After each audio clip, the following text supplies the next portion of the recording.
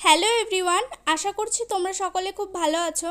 আমিও খুব ভালো আছি। দিনটা ছিল অষ্টমীর দিন সকালবেলা। এখন আমি যাব পুজো মণ্ডপে অঞ্জলি দিতে। আমার মা আর দিদি অনেক সকালবেলায় পুজো মণ্ডপে চলে গেছে, তাই এখন আমি একা কিভাবে যাব। আর যেহেতু আমার বাড়ির পাশেই আমার জিজুর অফিস, তাই আমি বড় জিজুকে বললাম আমাকে একটু মণ্ডপে নামিয়ে দিয়ে আসার জন্য। তো যেতে যেতে এখানে আমার ছর্দির সঙ্গে দেখা হয়ে গেছে। ছর্দির থেকে ফুল নিলাম, কারণ আমি বাড়ি থেকে ফুল নিয়ে আসিনি।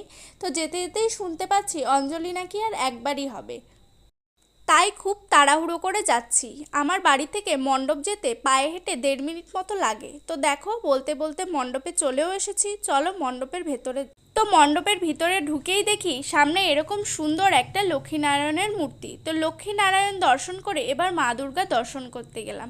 তো এখানে এসে দেখি আমার মতো অনেকেই লেট করে এসেছে, তাই তারাও আমার মতো দাঁড়িয়ে রয়েছে অঞ্জলি দেবে বলে। ঠাকুরমশাই বলল কিছুক্ষণ অপেক্ষা করতে, কারণ সবাই একবারে এলে অঞ্জলি শুরু হবে। তো এখানে দেখো আমাদের মায়ের মুখটা কি মিষ্টি লাগছে, তাই আমি একটু ভিডিও করে নিচ্ছিলাম। তো আমার অঞ্জলি দেওয়া তো শেষ হয়ে গেছে, এবার আমি বাড়ি যাব। তো জিজুকে ফোন করেছি, জিজু বলল যে আমার যেতে 10 মিনিট লাগবে। এই 10 মিনিট আমি কি করব, চলো তোমাদের সঙ্গে আমাদের স্বরূপগঞ্জ বারোয়ারির প্যান্ডেলটা শেয়ার করি। তো প্রথমেই তোমাদের দেখিয়েছিলাম সামনে এরকম সুন্দর একটা লক্ষ্মীনারায়ণের মূর্তি আছে। তারপর দেখো এখানে গাছের মধ্যে ছোট ছোট বাবুই পাখির বাসা রয়েছে। 4-5টা গাছ এবং পাখির বাসা দিয়ে সাজানো। তো খুব সুন্দর হয়েছে প্যান্ডেলটা। তো দেখো, তো এখন আমি বাড়ির দিকে যাব, কারণ বাইরে বেরিয়েই দেখি আমাদের পার্সোনাল র্যাপিডো চলে এসেছে। তো চলো বাড়ির দিকে যাওয়া যাক।